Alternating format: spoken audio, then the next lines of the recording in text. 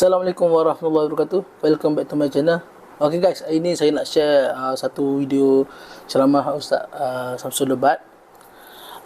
Tapi sebelum tu saya nak ucapkan terima kasih, ribuan terima kasih banyak kepada semua subscriber, kepada semua yang menonton saya buat channel. Terima kasih banyak. Moga Allah merahmati kamu semua, dipanjangkan umur dan dimurahkan rezeki insyaallah. Okey, tanpa kita berlengah, jom kita dengarkan. Hanya insan yang terpilih akan mendapat rahmat Allah. Maknanya apa? Orang nak masuk, kita dalam dunia ni ada tiga yang target kita. Tiga target kita. Pertama, kita target kita hidayah. Mudah-mudahan dapat hidayah supaya atas dunia ni dapat beza guna buruk dengan guna baik. Kalau orang tak ada hidayah, guna buruk rasa baik dengan dia. Balik nombor ekor tak rasa apa. Tak semayang pun relax kan? Kau tak semayang? Lupa. Relax dah, tak ada apa. Kan? Macam tu lah perasaan kan? Beli nombor, relax, mengumpet pun okey. Normal lah sekarang. Ayat dia menghalalkan, biasa lah. Ni kan zaman viral. Maka dia seolah-olah menghalalkan perbuatan kan. Cuba kita fikir balik kan? Jadi dia rasa tak ada apa-apa pun. Dan begitu juga kalau kita tengok dia buat benda-benda maksiat, buat benda-benda dosa tanpa ada rasa penyesalan dalam hati dia, maka betul lah dia belum dapat hidayah. Ada orang cakap, kenapa kau tak pakai tudung ke? Kenapa kau tak tutup aurat? Dia pun dengan senang menjawab belum dapat hidayah gitu. Dia lah cakap kan, belum dapat hidayah. Hidayah ni dicari ke atau ditunggu? Pula soalannya. Hidayah perlu dicari atau ditunggu? Itu untuk tajuk yang seterusnya. Mana confirm kena panggil. Malam ni tak payah cerita pasal tu. Itu cerita lain. Kan? Apakah hidayah ni boleh ditunggu? Tunggu hidayah. Ingat hidayah ni pada orang Melayu lah, bukan orang Islam lah. Pada orang Melayu maksud hidayah ni agak lah petunjuk kan. Dia naik kereta, accident, terbalik, dia hidup lagi. Itu petunjuk tu. Mujur tak mampu, kau mampu. Mati tahu apa bola apa tak menolong kan. Jadi itu cerita tu tadi. Kalau nak sebut belum dapat petunjuk lah, kalau ada orang jawab kita belum dapat hidayah, apa kan dia? Tak cukup ke Quran tu menjadi petunjuk. Jawab dia.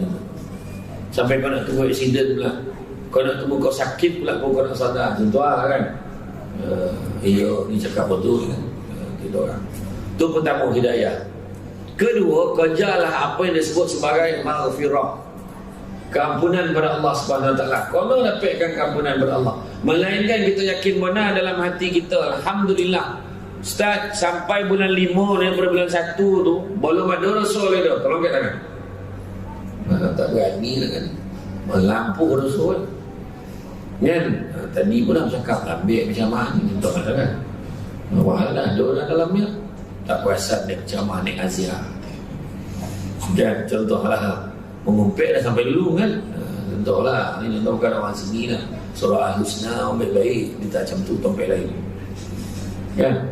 Jadi dia kata kadang-kadang betul lah, kita rasakan kita mesti ada dosa gitu. Sebab Nabi sebut sungguhnya manusia itu berdosa, dan sebaik-baik manusia berdosa adalah bertaubat kepada Allah.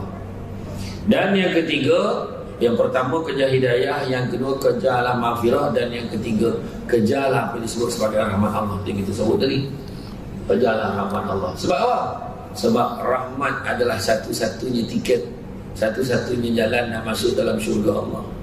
Sembahyang itu adalah usaha kita nak dapat rahmat Allah. Sebab hanya dengan rahmat Allah kita boleh masuk syurga. Seorang abid beribadah selama 500 tahun, Allah Ta'ala beritahu dia, masuklah kau ke dalam syurga dengan rahmat aku. Menjawab abid tu, ya Allah, janganlah aku tak nak je kau masukkan aku dengan syurga tu sebab ibadah aku yang 500 tahun tu.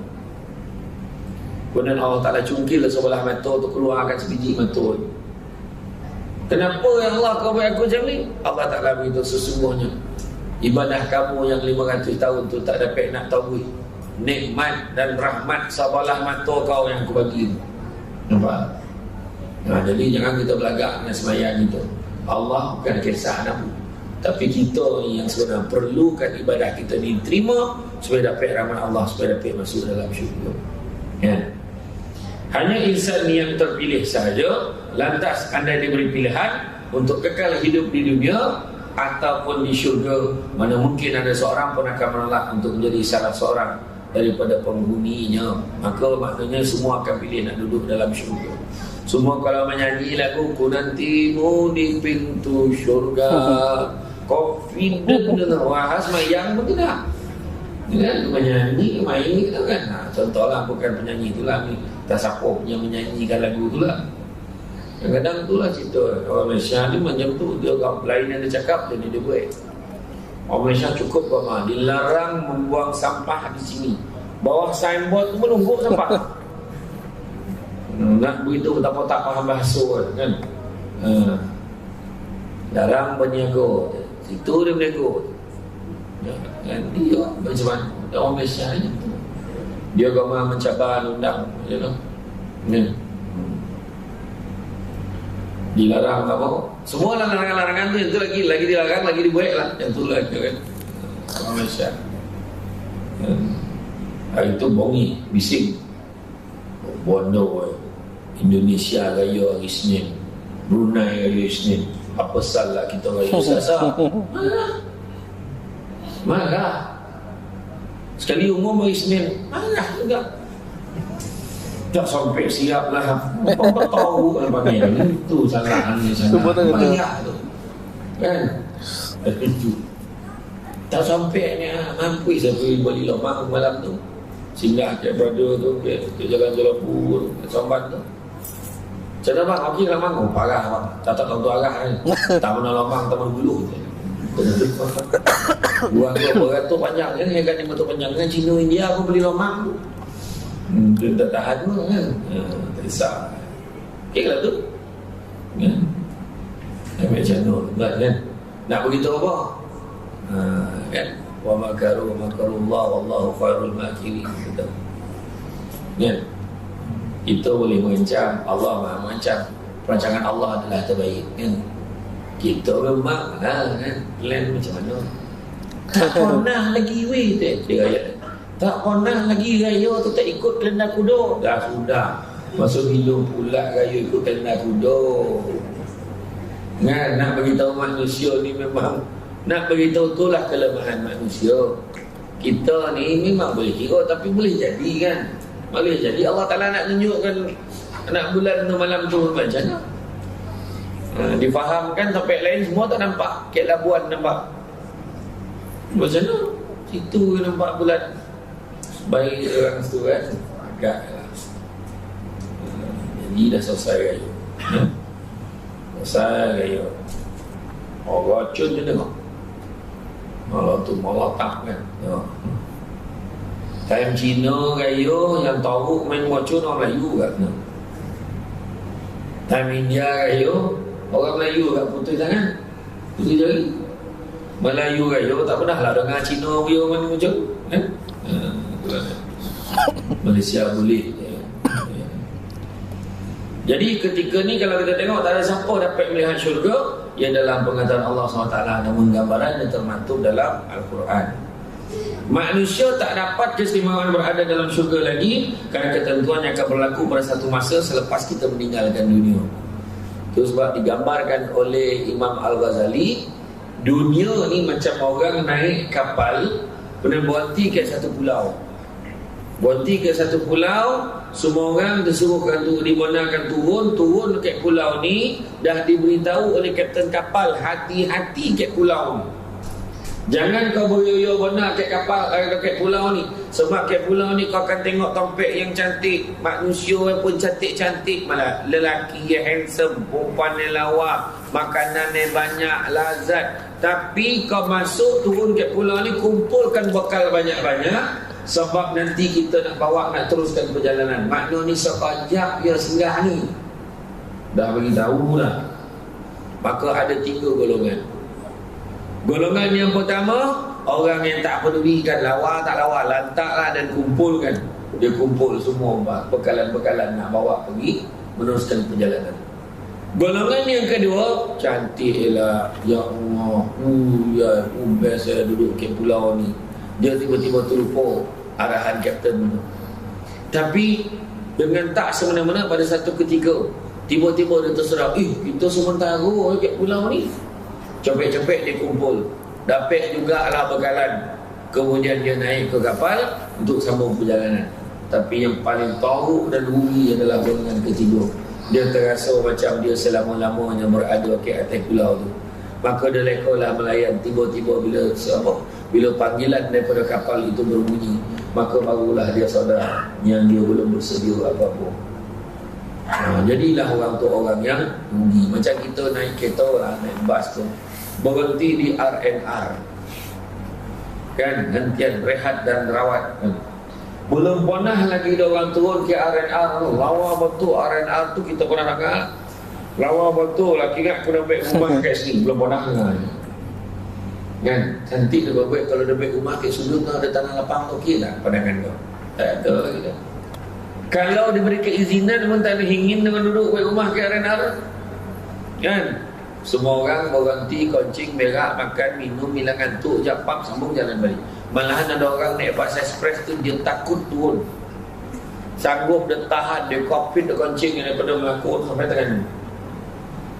Sebab dia pernah trauma. Bila dia turun, dia naik, dia tolak rupa-rupa bas yang naik tu bas orang lain. Laporlah ke tempat lain nak pergi. Contohlah, jadi sebabkan peristiwa trauma tu dia takut. Sebab bas rupa sama kan. Contohlah. Jadi orang hanya berhenti melepaskan hajat seketika dan tahu dia akan naik semula untuk meneruskan perjalanan. Macam itulah dunia tuan-tuan dan puan-puan sekalian. Meskipun syurga termasuk dalam perkara gaib, Allah tetap menjelaskan kenikmatan syurga di dalam Al-Quran sebab nak memotivasikan kita bagi semangat kayak gitu.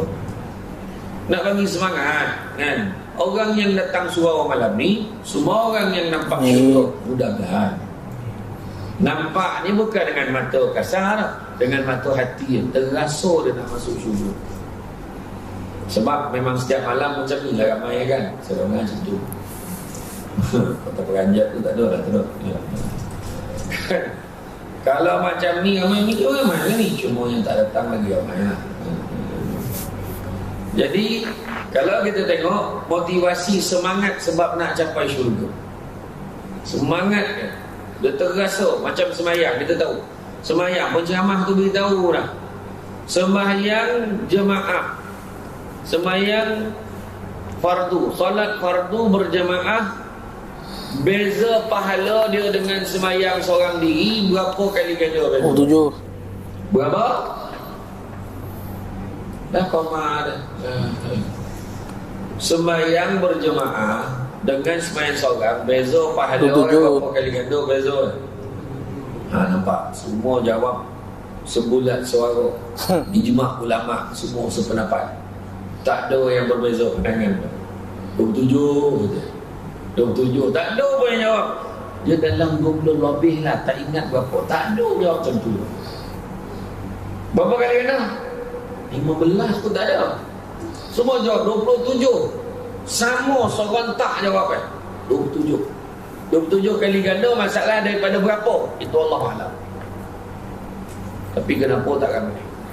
Sebab 27 tak nampak 27 kali ganda dengan mata biasa. Katalah kita manalah tahu ni contoh. Kan geng-geng ni kan kau di spin ni keluarkan dalam media sosial sama debat khabar. Ada geng-geng bangang kau dia masuk dulu. Itu balon dengan kawan. Kita dibanding dengan ustaz yang cakap, bodoh. Aduh, yang bodoh nak lagu-lagu kan orang. Bangang lah tu, tentu ya kan. Ayah mana kan. Dah. Katalah 27 kali ganda tu Allah Ta'ala tukar jadi RM27 macam. Assalamualaikum warahmatullahi wabarakatuh. Assalamualaikum warahmatullahi wabarakatuh. Tengok dah bokeh RM27. Baru sambung zikir dengan imam. Kan? Agak-agak macam mana? Okey, sampai di sini saja. Video ni panjang, sejam lebih. Tapi saya bahagikan part by part. Untuk part kedua nanti kita tunggu untuk next video dan nantikan untuk sambungan dia. Terima kasih kerana subscribe. Terima kasih kerana menonton. Assalamualaikum warahmatullahi wabarakatuh.